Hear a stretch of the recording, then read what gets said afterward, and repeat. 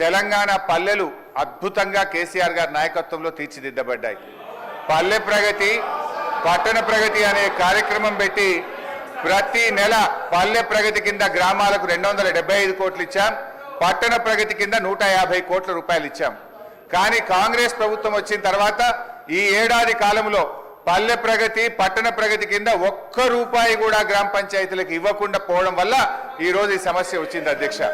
అధ్యక్ష ఇది నేను చెప్తున్నది కాదు, కేంద్ర ప్రభుత్వం చెప్పింది. దేశంలో ఉత్తమ గ్రామ పంచాయతీల అవార్డులు ప్రకటిస్తే తెలంగాణ రాష్ట్రానికి వచ్చాయి. 20లో 19 తెలంగాణకు తెచ్చిన ఘనత కేసీఆర్ గారిది, బీఆర్ఎస్ ప్రభుత్వాన్ని. సో ఆ రకంగా పల్లెలు చేశాం. ప్రతి గ్రామ పంచాయతీకి ట్రాక్టరు, ట్యాంకరు, ట్రాలీ, నర్సరీ, వైకుంఠధామము, డంప్ యార్డు పెట్టి తెలంగాణ పల్లెలు దేశానికి ఆదర్శంగా నిలిపిన ఘనత కేసీఆర్ది, బీఆర్ఎస్ పార్టీ. అధ్యక్ష, మేము గౌరవనీయులు మంత్రి గారిని కోరేది ఒక్కటే, ఇవాళ ఈ ప్రభుత్వం వచ్చిన తర్వాత ఎస్ఎఫ్సి నిధులు విడుదల కావట్లేదు. ఈజీఎస్ నిధులు కేంద్ర ప్రభుత్వం ఇచ్చినా డైవర్ట్ చేసినారు. 15th ఫైనాన్స్ కమిషన్ డబ్బులు కేంద్ర ప్రభుత్వం ఇస్తే డైవర్ట్ చేసినారు.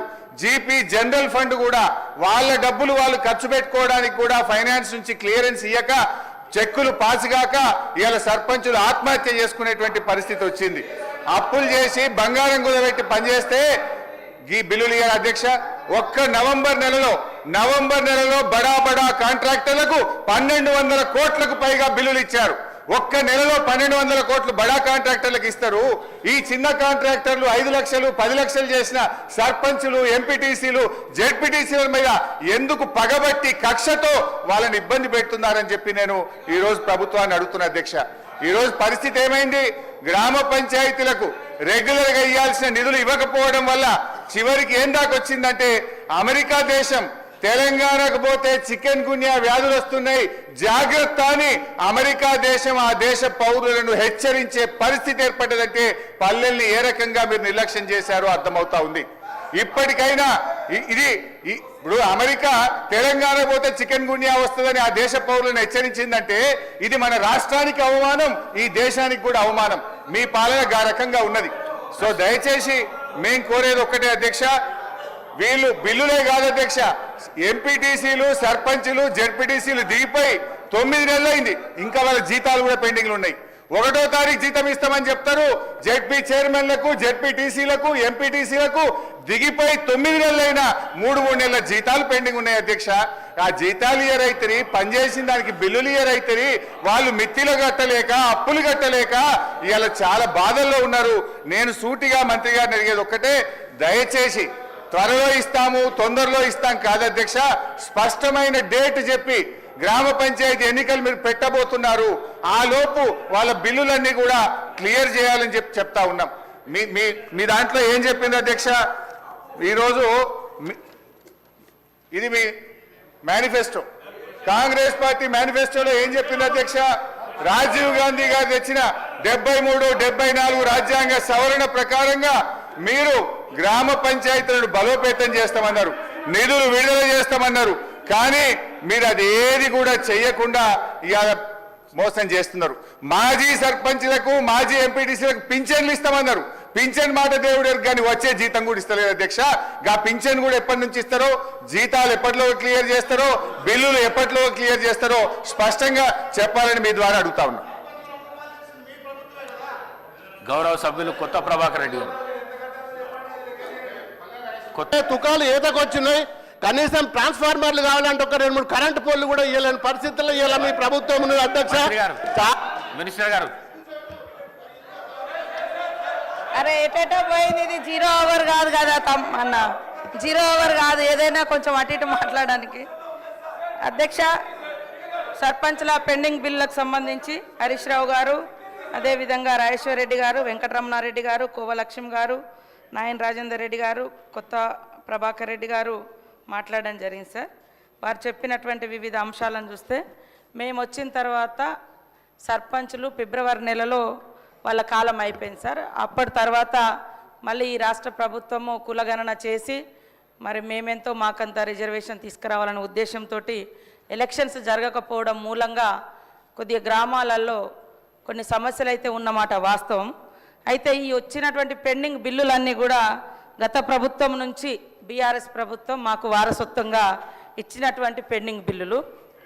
అయితే ఇవి లాస్ట్ ఏదో 1-2 ఇయర్స్ నుంచి కాదు సార్, 2014 నుంచి కూడా ఇట్లనే వస్తూ వచ్చింది. పెండింగ్ బిల్స్ నా దగ్గర ఉన్నాయి, కావాలంటే వాళ్ళకి ఆ స్టేట్మెంట్స్ కూడా ఇవ్వడం జరుగుతుంది అధ్యక్ష.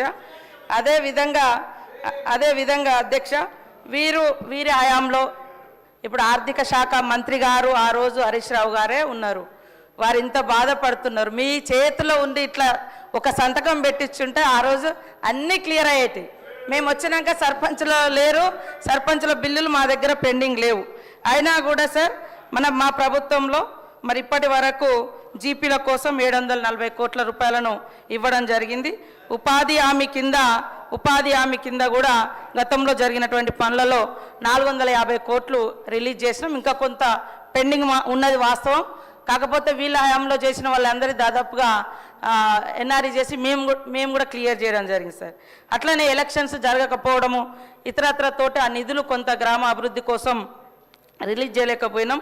కేంద్ర ప్రభుత్వం 15వ ఆర్థిక సంఘం నిధులను విడుదల చేయలేదు సార్, అది కూడా కొద్దిగా ఎఫెక్ట్ ఉంది. అదేవిధంగా మన ఊరు మన బడి కింద కూడా మన వాళ్ళు మాట్లాడారు. 1100 కోట్ల రూపాయల పనులను గత ప్రభుత్వం చేస్తే మరి అవి 800 కోట్ల రూపాయలు పెండింగ్ ఉన్నటువంటి మాట కూడా వాస్తవం. ఇప్పుడు మేము అమ్మ ఆదర్శ పాఠశాలలతోటి పనులు చేయించడం జరుగుతూ ఉంది సార్. కాబట్టి ఈరోజు మరి మా కోవలక్ష్మి గారు ఎమ్మెల్యే గారు అన్నట్టుగా మేము చెల్లించమనలేదు, చెల్లిస్తాము. మీరు ఇచ్చిపోయినటువంటి వారసత్వం పెండింగ్ బిల్లులు, అప్పులు, ఆర్థిక వ్యవస్థ బాగలేదు కాబట్టి సర్దుబాటు చేస్తున్నాం, కొద్దిగా టైం అడుగుతున్నాం. కానీ మేము చెల్లించలేదు అని అనలేదు. సాక్షాత్తు ఆర్థిక శాఖ ఆనాటి మంత్రి గారు ఉండి ఈసారి చాలాసార్లు మాట్లాడుతున్నారు ఈ సబ్జెక్టు. మీరు ఒక్క సంతకం పెట్టి ఉంటే 600 కోట్లు ఆ రోజే రిలీజ్ అయ్యేది.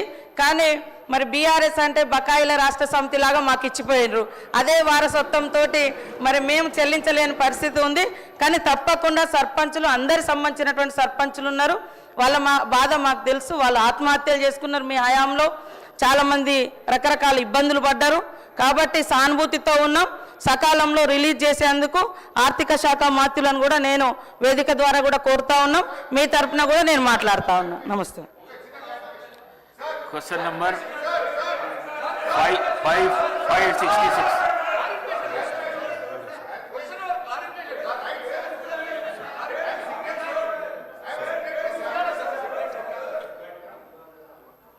స్పీకర్ గారితో సవినయంగా మనవి చేసేది ఏంటంటే, సభ నడుపుతున్న తీరు పట్ల నా తీవ్ర ఆవేదన వ్యక్తం చేస్తూ ఉన్నా. ఫస్ట్ క్వశ్చన్లో నేను చెయ్యెత్తితే మీరు సిగ్నేటరీ కాదు, మీకు మైక్ ఇవ్వమన్నారు. థర్డ్ క్వశ్చన్లో సిగ్నేటరీ కానటువంటి వ్యక్తికి మీరేమో ఇప్పుడు మైక్ ఇచ్చారు. ఎందుకు ఇచ్చారని మేము అడగడం లేదు. సభా సాంప్రదాయాలు అందరికీ సమానంగా ఉండాలని సవినయంగా మీకు విజ్ఞప్తి చేస్తున్నాం. ఇకపోతే మా సీతక్క గారు ఒక మాట అన్నారు, నా పేరు తీసుకొని, మీరు అప్పుడే డబ్బులు ఇచ్చి ఉంటే బాగుండేదని. ఎస్, నేను ఇచ్చాను. మా గౌరవ కేసీఆర్ గారి ఆదేశాల మేరకు పల్లె ప్రగతి కింద ప్రతి నెల 275 కోట్ల రూపాయలు మేము గ్రామ పంచాయతీలకు ఇచ్చాం. పల్లె ప్రగతి ప్రారంభమైన తర్వాత 3,300 కోట్ల రూపాయలు 3,300 కోట్ల రూపాయలు మేము గ్రామ పంచాయతీలకు ఇచ్చాం. ఒకవేళ మీరు ఆ పద్ధతిని కొనసాగించుంటే నెల 275 కోట్లు ఇచ్చుంటే ఇవాళ ఈ బకాయిలు ఉండేటియే కాదు అనేటువంటి విషయాన్ని మనం చేస్తా ఉన్నా. ఇవాళ కాంగ్రెస్ పార్టీ ఈ సర్పంచుల పాలిట, పేద కాంట్రాక్టర్లు, ఎంపీటీసీలు, జెడ్పీటీసీల పాలిట ఈ హస్తం గుర్తు భస్మాసుర హస్తమై కూర్చున్నది. ఇవాళ వాళ్ళ ఉసురు పోసుకుంటున్నారు. సో దయచేసి మంత్రి గారిని నేను స్పష్టంగా అడిగా, సంవత్సర కాలంలో మీరు క్లియర్ చేయలేదు. ఒక్క నవంబర్లో బడా కాంట్రాక్టర్లకు 1,200 ఇచ్చారు. అందులో సగం ఇస్తే సర్పంచ్ల బిల్లులు క్లియర్ అవుతుండే. ఎప్పట్లోకి ఇస్తారో స్పష్టంగా చెప్పండి అంటే, త్వరలో ఇస్తాం, చూస్తాం, చేస్తామన్నారు. ఏడాది అయినాక కూడా చూస్తాం, చేస్తామనేటువంటి మరి బాధ్యతారహితమైన సమాధానం మంత్రి గారి నుంచి వచ్చినందుకు ఈ సభ నుంచి మా తీవ్ర నిరసన తెలియజేస్తూ వాకౌట్ చేస్తున్నాం. మినిస్టర్ గారు. అధ్యక్ష, గౌరవ సీనియర్ శాసనసభ్యులు హరీష్ రావు గారు మాట్లాడుతూ ప్రతి నెల 270 కోట్ల రూపాయలు రిలీజ్ చేసిన తర్వాత బకాయిలు ఉంటాయి. అధ్యక్ష, మేము డిసెంబర్లో ప్రభుత్వాన్ని ఏర్పాటు చేయడం జరిగింది. ఫిబ్రవరి మాసంలో సర్పంచుల పదవీ కాలం పూర్తయింది. ఒకవేళ ఉన్న ఒక నెల కాల సంబంధించిన బకాయిలు ఉంటుండే. ఆయనేమో ఒక పక్షాన 270 కోట్ల రూపాయలు ప్రతి నెల ఇచ్చాము అని చెప్పినప్పుడు బకాయిలు ఎక్కడికి అధ్యక్ష? ఎక్కడైనా తీసుకొచ్చి పెట్టుకున్నారు అధ్యక్ష? ఈరోజు వారి ప్రభుత్వ హయాంలో సర్పంచులు ఉప సర్పంచులు ఆత్మహత్య చేసుకున్నారు. వారు సమాధానం చెప్పాలా? ఈరోజు గౌరవ మా పంచాయతీరాజ్ శాఖ మంత్రివర్యులు చెప్పారు, ఏ విధంగానైతే బకాయిలు మా నెత్తిపైన పెట్టి వారి ప్రభుత్వం ఆ రోజు మేము తీసుకున్న వారసత్వాన్ని ఒకటి తర్వాత ఒకటి పూరించే ప్రయత్నం చేస్తూ ఉన్నాం. ఈరోజు కూడా సర్పంచులకు కానీ ఎంపీటీసీలకు సంబంధించింది కానీ జెడ్పీటీసీలకు సంబంధించిన ఏవైతే బకాయిలు గత ప్రభుత్వాలు ఇవ్వకుండా పోయినాయో ఒకటి తర్వాత ఒకటి పూరించే కార్యక్రమం చేస్తూ ఉన్న సందర్భాన్ని ఈరోజు మరొక్కసారి మా గౌరవ సర్పంచులు మాజీ సర్పంచులకి ఇతర సభ్యులకు కూడా మేము మీ ద్వారా తెలియజేస్తా ఉన్నాం అధ్యక్ష. ఇంకోటి కూడా గౌరవ సభ్యులు చాలామంది సీనియర్ శాసనసభ్యులు ఉన్నారు ఇక్కడ. క్వశ్చన్ అవర్స్కి సంబంధించి క్లారిఫికేషన్స్ ఉండవు, సభను పక్కదారి పట్టించే కార్యక్రమం చేస్తున్నారు.